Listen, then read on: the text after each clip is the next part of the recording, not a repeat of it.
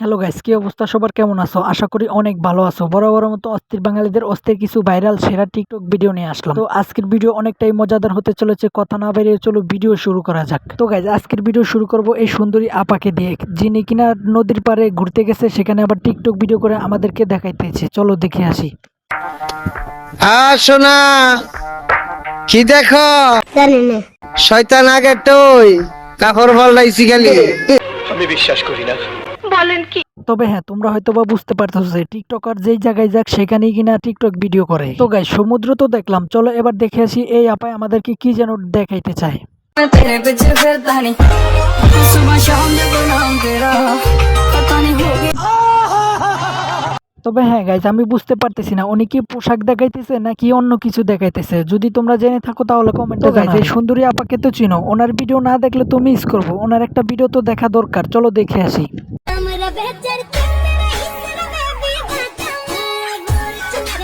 তোর মাথা নষ্ট।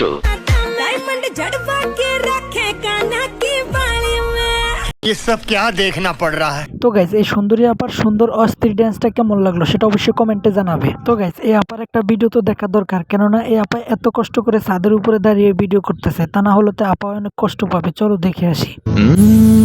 তোর হাঁটা চলা ধরেছে আমাকে জড়িয়ে আমি বিশ্বাস করি না।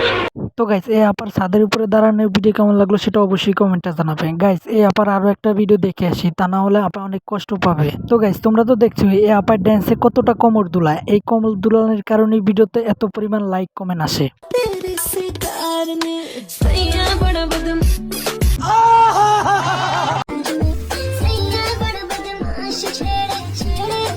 कंट्रोल।